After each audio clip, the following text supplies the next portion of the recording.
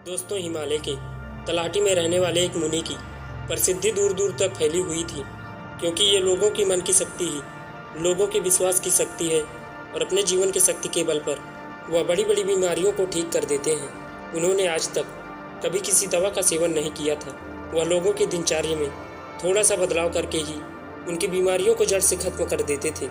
एक दिन सुबह एक बीमार व्यक्ति मुनि के पास आया। उन्होंने कहा, मैं कई डॉक्टरों के पास जा चुका हूँ और उनकी दवा ली है, कोई आराम नहीं था। अब मैं डॉक्टरों और उनकी दवाइयों से तंग आ चुका हूँ। लेकिन एक मेरे मित्र ने मुझसे कहा कि तुम बिना दवा के केवल मन की शक्ति से लोगों की बीमारियाँ ठीक कर देते हो। क्या यह संभव है कि मैं आपके बताए गए रास्ते से ठीक हो जाऊँगा? उस व्यक्ति की बात सुनकर मुनि मुस्कुराए और बोले कि हमारा दिमाग दुनिया का सबसे बड़ा डॉक्टर है। हमारे शरीर में मौजूद प्राण शक्ति बड़ी से बड़ी बीमारियों को ठीक करने की क्षमता रखती है। बस ज़रूरत है इस शक्ति को पहचानने और उसे उचित समय देने की, और कुछ नियमों का पालन करना होगा। बीमार व्यक्ति ने कहा कि मुनिवर, आप मुझे जो भी नियम बताएंगे मैं उसका पालन करूंगा, बस मुझे नियम बताओ। मुनि ने कहा कि मानव मन सृष्टि की सबसे अनोखी, शक्तिशाली और अद्भुत रचना है। मन आशा और विश्वास के दम पर बड़ी से बड़ी बीमारियों को भी जड़ से खत्म करने की क्षमता रखता है।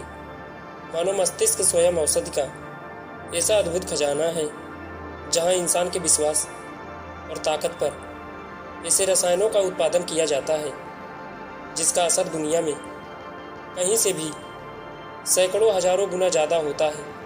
हम सभी के पास किसी भी बीमारी से मुक्त होने का ऐसा जन्मजात चमत्कारी तंत्र है जिसे कोई भी व्यक्ति अपनी भावनाओं और अनुभूतियों में परिवर्तन लाकर सक्रिय कर सकता है।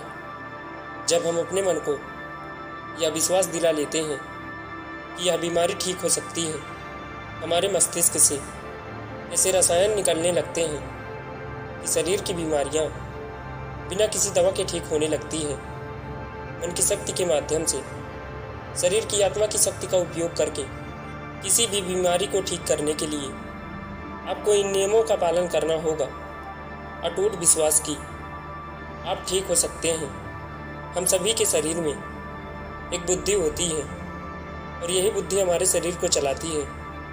यह बुद्धि एक दैवीय शक्ति की तरह काम करती है और इससे हर बीमारी का इलाज संभव है। आपको बस अपने आंतरिक ज्ञान से जुड़ना है और उसे आश्वस्त करना है कि आप बिल्कुल ठीक हैं। यह बुद्धि हमें जीवन देती है और हम हर समय किसके साथ जुड़े रहते हैं। जैसे ही हम इस बुद्धि से अलग हो जाते हैं, भले ही हम एक मिनट के लिए भी अलग हो जाएं, हम बीमार पड़ जाते हैं और हमारे शरीर का संतुलन बिगड़ जाता है और हम तरह तरह की बीमारियों से घिर जाते हैं। बुद्धि का अर्थ है हमारे जीवन की वह चेतना जिसे हम चेतन मन भी कहते हैं। मन की सारी शक्ति हमारे अवचेतन मन के पास होती है। यही वह जगह है जहाँ सारे सवालों का जवाब छिपा है। मन की सारी शक्ति और सारी समझ, यदि आप चेतन मन की शक्ति का उपयोग करना और उसे अपनी गति से चलाना सीख लें, तब आप न केवल अपनी बीमारी ठीक कर सकते हैं, बल्कि अपनी भलाई का लाभ भी उठा सकते हैं और अपना जीवन पूर्णता से जियो। जिन लोगों ने अपने अवचेतन मन, आस्था और विश्वास के बल पर अपनी बीमारी को ठीक किया है, उन्हें महानतम सत्ता की शक्ति पर पूर्ण विश्वास था। उनका मानना था कि जो मुझे बीमार कर रहा है, उससे भी बड़ी शक्ति का हाथ मेरे सिर पर है। वह मुझसे जुड़ी हुई है और वही धारा मेरे अंदर भी प्रवाहित हो रही है। वह मुझे ठीक कर रहा है। जब भी आप किसी शक्ति पर अटूट विश्वास रखते हैं और उसके प्रति सकारात्मक दृष्टिकोण रखते हैं, तो आप हमारे दिमाग के औषधालय को सक्रिय कर देते हैं। बीमारी को ठीक करने के लिए जिस भी रसायन की आवश्यकता होती है, हमारे अवचेतन मन में उस रसायन को बनाने की शक्ति होती है और ये रसायन इस तरह से बनाए जाते हैं, यह हमारी पैतृक व्यवस्था को मजबूत बनाती है। हमारी रोगों से लड़ने की क्षमता को मजबूत करता है, जीवन शक्ति को पुष्ट करता है।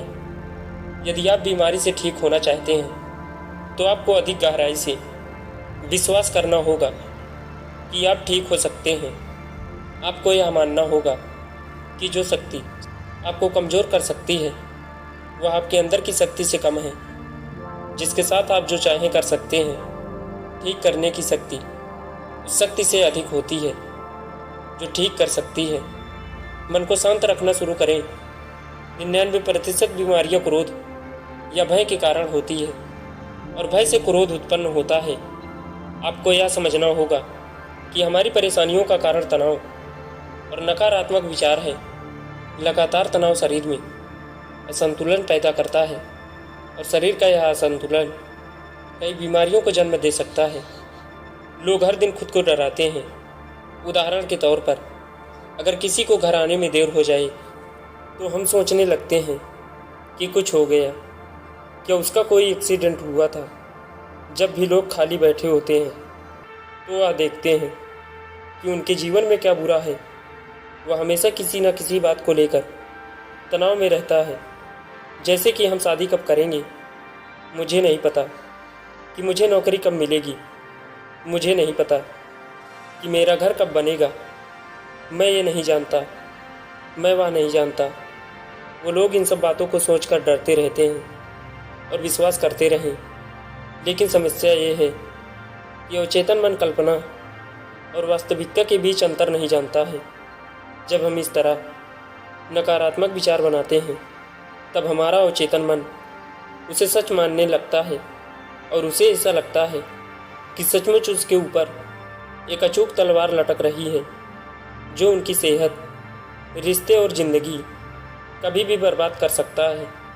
और इसी तरह हमारा अवचेतन मन हमेशा डरा हुआ रहता है जो शरीर के अंदर ऐसे नकारात्मक रसायन पैदा करता है जो गंभीर बीमारियों का कारण बनते हैं। अब इसका समाधान क्या है? इसका समाधान ये है कि आप अपने बारे में नकारात्मक कहानियाँ बनाना बंद कर दें और समस्या को हल करने पर काम करना शुरू करें।